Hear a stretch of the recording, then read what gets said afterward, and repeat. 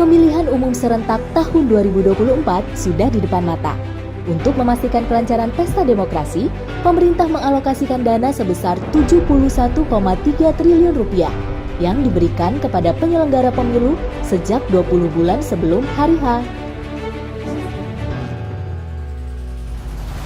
Pemilu serentak berpotensi mengungkit perekonomian melalui peningkatan pertumbuhan konsumsi di level masyarakat sejalan pengeluaran calon legislatif maupun eksekutif yang meroket di masa pemilu.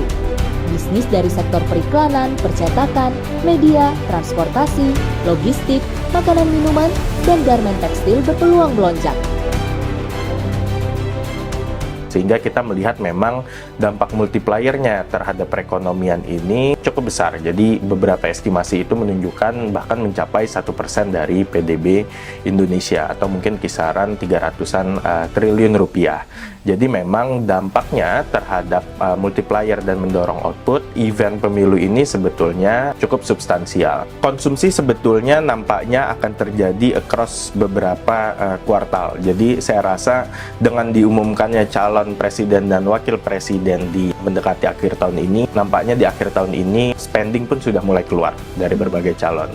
Ini pun akan terus berlanjut hingga kuartal 1 2024. Dan mungkin yang perlu kita highlight juga di tahun depan, periode musiman seperti Lebaran dan Ramadan itu akan terjadi di kisaran transisi antara kuartal 1 dan kuartal 2. Jadi saya duga kira-kira kita akan memiliki daya ungkit yang cukup panjang sebetulnya dari akhir tahun ini hingga mendekati awal kuartal 2 tahun 2024 nanti.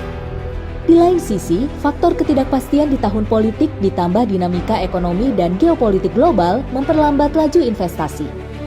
Investasi sebetulnya kita sudah melihat polanya dari pertengahan tahun 2023 ini relatif stagnan.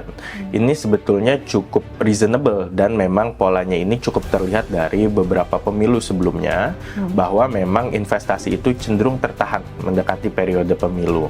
Kenapa tertahan? Karena memang arah kebijakannya ke depan ini relatif belum pasti. Jadi tingkat investasi pun masih relatif tertahan paling tidak sampai akhir tahun 2024 atau bahkan mungkin baru pick up di awal tahun 2025.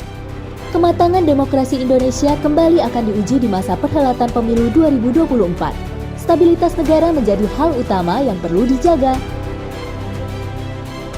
Stabilitas apa saja yang perlu diperhatikan? Satu, pertumbuhan ekonomi tetap harus dijaga. Kedua, belakangan kita mengalami tekanan inflasi dari harga pangan. Ini pun tetap harus dijaga agar jangan sampai kemudian memasuki periode transisi ini kita menghadapi lagi isu naiknya inflasi. Jadi ini perlu diperhatikan agar daya beli masyarakat tetap terjaga. Terakhir, ini mungkin juga yang agak sulit untuk di-maintain karena memang banyak faktor eksternalnya adalah bagaimana menjaga stabilitas nilai tukar rupiah. Kenapa ini penting? Karena ini akan mempengaruhi bagaimana ongkos produksi dalam negeri. Jadi kalau pemerintah kemudian bisa menjaga berbagai stabilitas, terutama di sektor real, saya rasa ini menjadi modal yang cukup baik untuk kita menghadapi periode transisi di tahun 2024 nanti. Bersama APBN, mari kita dukung kesuksesan demokrasi Indonesia.